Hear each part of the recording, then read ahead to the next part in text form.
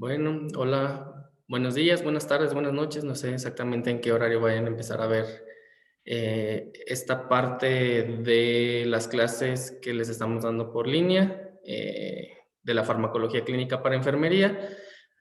Nos tocó el tema farmacología especial, el sistema colinérgico y adrenérgico. Yo soy el doctor Juan Arturo González Ríos. Actualmente curso el tercer año de la residencia en la especialidad de anestesiología.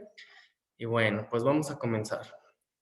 Siempre en todas las clases que ustedes vayan a ver, tenemos que fijar ciertos objetivos que se tengan que cumplir con la clase y que ustedes sean capaces de aprender lo que se va a dar en esa clase. Entonces, podemos ver que al finalizar esta sesión, pues van a ser ustedes capaces de identificar las propiedades generales de los principales fármacos relacionados con el sistema colinérgico, el adrenérgico y la interacción que tienen estos con el sistema nervioso autónomo y con el voluntario. Obviamente todo esto dado a través de una revisión bibliográfica con el fin de que ustedes lo puedan aplicar de una manera adecuada en su práctica clínica. Como ustedes saben, en todas las presentaciones que van a ver y durante todas las clases, tienen que tener ciertos temas a ver. Entonces, pues bueno, estos temas, para ustedes poder llegar como tal a los medicamentos adrenérgicos y colinérgicos, pues tienen que pasar por algunos otros temas como para poder entender un tema más allá extenso, ¿verdad? Entonces, primeramente tenemos que ver algunas generalidades del sistema nervioso en general. Obviamente también tenemos que ver lo que es el sistema nervioso autónomo y voluntario, las divisiones que pueda haber en cada uno de estos. En el sistema nervioso parasimpático, pues vamos a ver los efectos sistémicos y los fármacos que se relacionan a este. Y en el sistema nervioso simpático, pues vamos a ver también efectos sistémicos que hay y los fármacos que podemos relacionar en este. Entonces, bueno, pues vamos a ver que el sistema nervioso, pues es aquel encargado de controlar el funcionamiento de los demás órganos, como ya lo sabemos, ¿verdad? Eso lo podemos ver o lo podríamos enfocar en algo que se llama vida vegetativa. Y obviamente también tenemos que ver que hay otro tipo de vida, que sería la vida de relación. Y toda esa vida de relación van a ser todas las vinculaciones que vamos a tener con el medio externo. ¿Por qué? Porque el sistema nervioso pues, va a controlar lo que hay dentro y cómo interaccionamos pues, todo lo que tenemos adentro con el medio externo. Ustedes saben que la célula principal de este tejido nervioso es la neurona, pero no solo la neurona es parte de este sistema nervioso. También existen algunas otras células que comparten pues cuestiones fundamentales dentro del sistema nervioso. Estas se conocen como células de la glía y entre las neuronas y las células de la glía van a constituir como tal el tejido nervioso. Hay tres puntos que son importantes a establecer con nuestras neuronas. Uno es que van a generar, el segundo va a ser que van a conducir y el tercero que van a transmitir esos impulsos nerviosos. Dentro de la estructura de las neuronas tenemos que reconocer tres partes. La primera es el soma. El soma es el cuerpo de la neurona, donde va a estar el citoplasma o parte del citoplasma y donde va a estar el núcleo. Hay ciertos corpúsculos dentro de él, que son los corpúsculos de Nils, que están encargados de hacer proteínas.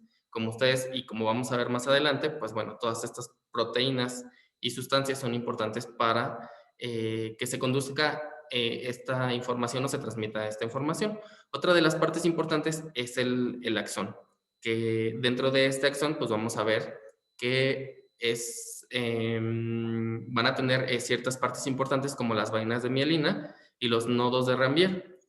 ¿Para qué nos sirven las vainas de mielina? Hagan de cuenta que ustedes tienen un cable eh, sin recubrimiento de plástico y obviamente pues esa energía no puede ir tan lineal sobre ese mismo cable y entonces al ponerles ustedes el plástico aíslan esa energía y pues puede pasar más fácilmente. Ahora, los nódulos de Ranvier son estos nódulos los cuales hacen que ese impulso nervioso vaya saltatoriamente. Entonces, si nosotros decimos que algún axón no tiene mielina, obviamente pues ese impulso va a ser mucho más lento. Llegan a ser impulsos de menores de 2 metros por segundo. Cuando hablamos de que un axón tiene un recubrimiento de vaina de mielina y con estos nódulos de Rambier que tiene, la información, como dijimos, va a ir más rápido porque va a ir saltatoriamente y pueden alcanzar desde 3 metros hasta 150, 120 metros por segundo, la rapidez con la que viajaría esa información. Y bueno, y la parte final sería el teledendrón. Hay que tener en cuenta cosas importantes. Dentro del sistema nervioso central, al soma de la neurona lo vamos a conocer como sustancia gris, pero en el sistema nervioso periférico no lo vamos a conocer de la misma manera, sino lo vamos a conocer como ganglio. Lo mismo pasa con el axón. Dentro del sistema nervioso central, pues se va a llamar sustancia blanca, pero dentro del sistema nervioso periférico, pues lo vamos a llamar como tal nervio. Otra de las cosas importantes es saber que existe cierto transporte axónico. Este transporte axónico no lo confundan con la cuestión de que es aferente o es eferente, que es la información que va y es la información que viene. Más bien este transporte axónico tiene que ver con la cuestión de la alimentación y el cambio de nutrientes entre las neuronas, que es muy diferente. Pero aquí vamos a tener dos grandes grupos. Uno que es el anterógrado, donde el flujo de los nutrientes va desde el soma hacia la terminal del axón, y el retrógrado, que va pues, al revés. Van desde la terminal del axón hacia el soma. Recuerdan que vimos 3 puntos importantes de nuestra neurona y uno era la generación. Esta generación se va a dar a través de un estímulo. Este estímulo va a despertar un potencial de acción. Para que este potencial de acción se lleve a cabo, necesitamos ciertos iones que están en el organismo y obviamente para que se despolarice la membrana o ese potencial de acción empiece, pues necesita haber entrada de sodio a la célula. Cuando hay esa entrada de sodio a la célula, pues podríamos decir que estamos empezando la despolarización. Obviamente después de que se despolariza la célula no va a durar todo el tiempo despolarizada, sino tiene que volver a su estado basal. Entonces hay una repolarización. A esta repolarización, pues bueno, va a haber una salida de potasio. La segunda parte que dijimos de esos 3 puntos que eran importantes, pues será la conducción. Esta conducción, pues va a ser el proceso de la generación, bueno, más bien va a ser lo que viene después de la generación de ese impulso y va a ser como tal, pues el transporte de ese impulso hacia alguna otra neurona. Y recuerden que al menos los 2 primeros puntos van a ser de naturaleza eléctrica. Y aquí podríamos seguir viendo, o sea, se despierta, bueno, llega el estímulo, está el potencial de acción, hay una despolarización, entra sodio y va avanzando. Y obviamente donde ya entró el sodio, pues tiene que salir potasio para que haya ese intercambio iónico y se pueda seguir haciendo la conducción como tal. Algo importante que también debemos de saber antes de ver el tercer punto, pues es la cuestión de la sinapsis, que pues son las conexiones entre la acción de una neurona y la dendrita de otra cercana a esa neurona y se da a través de de neurotransmisores. También es la manera en la que podríamos decir que se comunican y organizan las neuronas y las divisiones del sistema nervioso. Entonces, como vimos, inicialmente llegaría el estímulo, despierta un potencial de acción, se genera ese estímulo y se empieza la conducción. Y obviamente llega un punto donde va a haber una sinapsis entre una neurona y la otra neurona.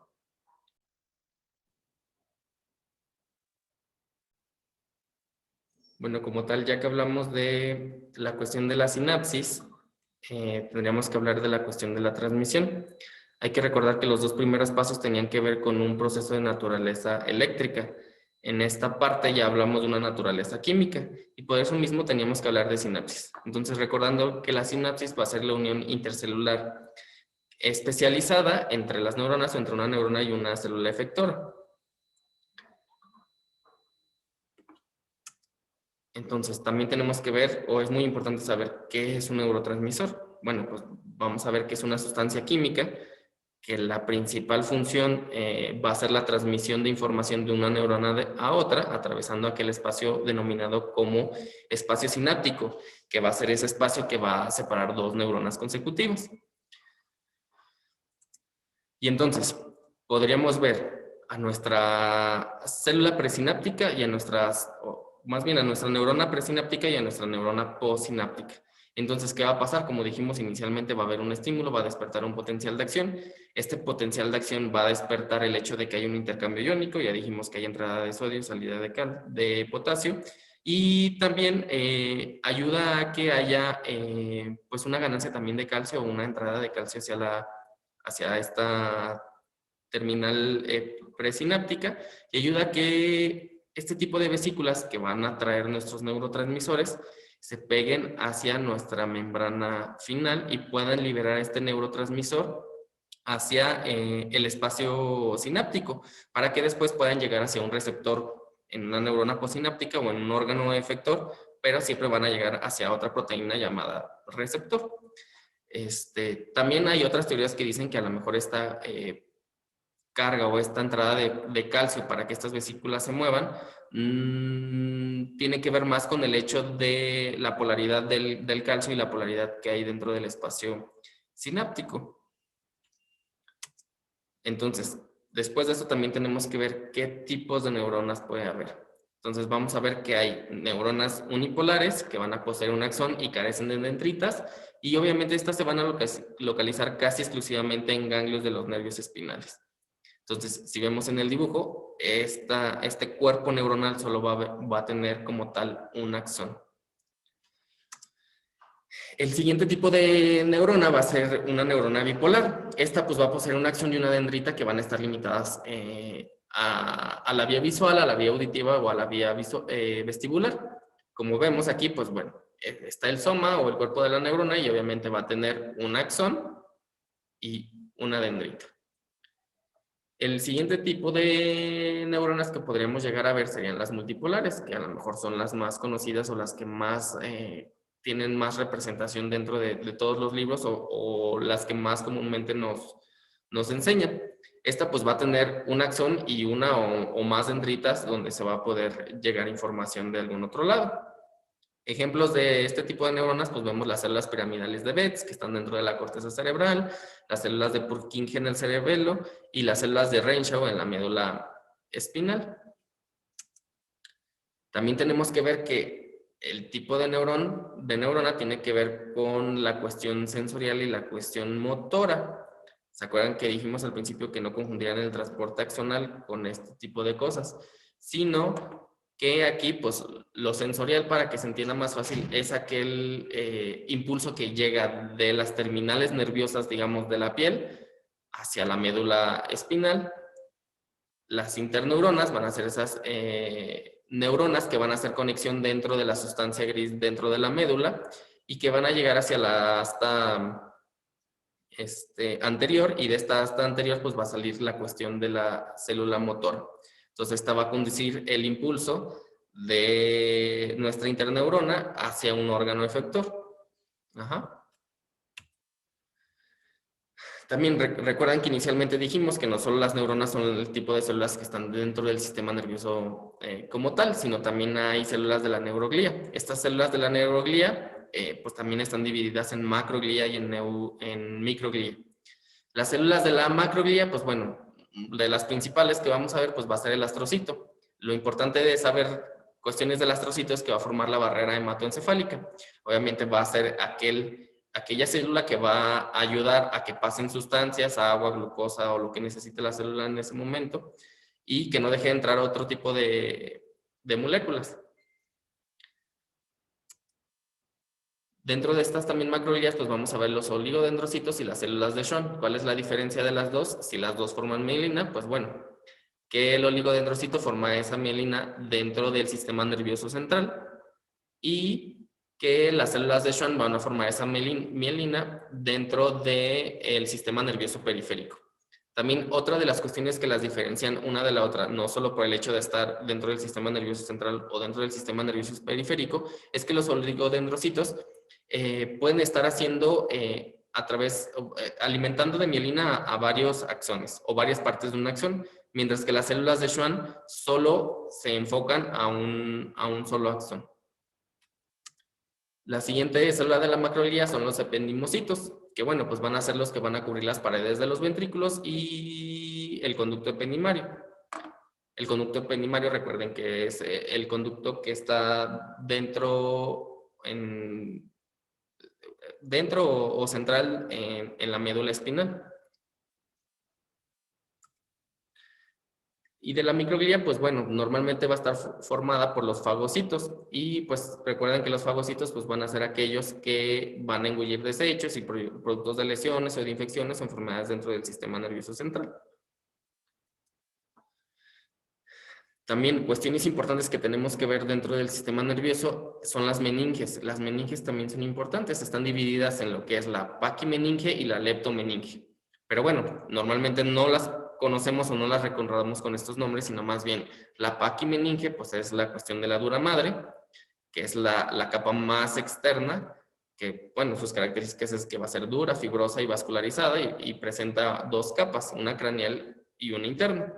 Y la leptomeninge, pues bueno, están hablando de la cuestión del aracnoides, que es la capa intermedia, y la pía madre, que está en contacto con el tejido cerebral o la médula espinal. Después viene como tal la cuestión de las clasificaciones. Hay muchas clasificaciones. La primera clasificación tiene que ver con que se divide primero en sistema nervioso central, en sistema nervioso periférico, y cada una de estas tiene sus ramificaciones. El central pues va a tener al encéfalo y a la médula espinal. El encéfalo, hablar de encéfalo pues no solo es hablar del cerebro, sino también del tronco encefálico y del cerebelo. El tronco encefálico, ustedes también saben que está compuesto por tres cosas, que es el mesencéfalo, la protuberancia y el bulbo raquídeo, o protuberancia también lo conocen como puente. Dentro del sistema nervioso central, pues bueno, van a estar los nervios craneales y los nervios raquídeos. Y también hay que saber que, pues bueno, dentro del cerebro podremos tener otra división, esto dentro del sistema nervioso central, que sería el telencéfalo y el diencéfalo. El tronco encefálico, pues ya vimos esas tres cosas, y el cerebelo, pues prácticamente se divide como tal en cerebelo. Aquí podríamos ver que parte de esta última clasificación que vimos, sobre todo la cuestión del diencéfalo, o del cerebro, también lo dividen en hemisferios, en diencéfalo y en ganglios basales, y el diencéfalo, pues podemos ver que es el tálamo y el hipotálamo, que van a estar muy relacionados al tema que estamos viendo. Recuerden que el hipotálamo pues va a ser un centro regulador tanto del hambre, de la sed, del dolor, de reacciones del sistema endocrino, del sistema límbico y muchas otras cuestiones. Y pues el tálamo, pues recordemos que como tal es un colador de impulsos. Él va a decir, ok, tu impulso vas a llegar a la corteza, tu impulso, ¿sabes qué? Mejor quédate aquí, no hay que transmitirlo. Obviamente también está relacionado con cuestiones del dolor, con cuestiones del ciclo sueño-vigilia, entre muchas otras de las cuestiones que hacen. También tenemos que ver la división fisiológica. Dentro del sistema nervioso, pues vamos a ver estos dos sistemas que, bueno, uno de ellos es del que vamos a hablar más, del otro no vamos a hablar tanto, pero bueno, el primero es el sistema nervioso somático. ¿Qué queremos decir con sistema nervioso somático? Que pues es todo aquel sistema que va a inervar las estructuras de la pared del cuerpo, que va a ser voluntario y que es consciente. La parte importante aquí que tienen que saber, pues es que es la parte consciente. Y dentro del sistema nervioso autónomo, pues bueno, son aquellas actividades de las cuales no somos conscientes, que ahorita más adelante vamos a ver. También al sistema nervioso somático le conocen como sistema nervioso voluntario. Entonces, como vimos, el somático pues controla las actividades voluntarias. Creo que ahí pues no hay mucho pierde, ¿verdad? Pero pues el autónomo pues controla estas actividades involuntarias y obviamente también tiene sus divisiones. Va a tener al sistema simpático y va a tener al sistema parasimpático. Entonces, recuerden, la cuestión fácil aquí de aprenderse cuál es. Si es simpático, pues te pone activo o te pone chistoso, ¿verdad? Como pareciera que es la palabra. Pero en realidad es aquel sistema el cual te va a poner o a emprender la huida, así lo conocen más bien. Va a activar todos los mecanismos por los cuales, pues obviamente tú involuntariamente, pues estés preparado para una cuestión de huida. Ahorita más adelante, pues vamos a ver también otras cosas relacionadas con él.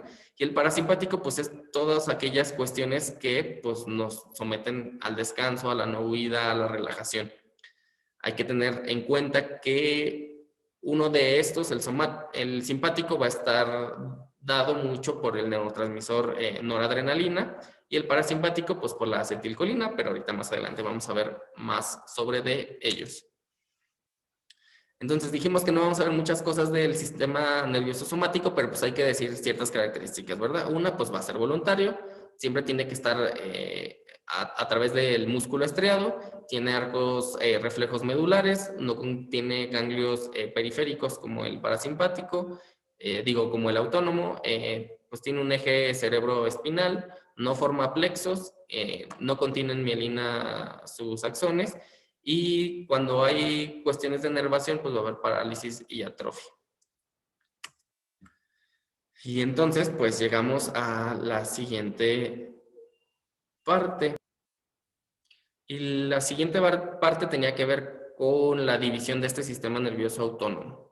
Vimos inicialmente que lo dividían en simpático y en parasimpático, pero ya están dando una clasificación donde dan una clasificación de un sistema extrínseco, donde conjuntan al sistema simpático y parasimpático, y un sistema intrínseco, que lo conjuntan con un sistema nervioso mientérico, a lo que también le llaman un pequeño cerebro. Este sistema nervioso mientérico, pues a su vez, pues también se va a dividir, ¿verdad? Se va a dividir en el plexo exterior, o sea, obviamente este plexo exterior va a estar en las capas musculares, que también son conocidos como plexo mientérico o de Auerbach, y este pues va a estar más o menos encargado, bueno, no más o menos, va a estar encargado de la motilidad, el tono y la contracción del sistema entérico. Y el otro pues va a estar formado por el plexo interior, que va a estar en la submucosa, también es conocido como plexo submucoso o de Meissner, y va a estar encargado de la absorción de nutrientes de los alimentos que nosotros comemos.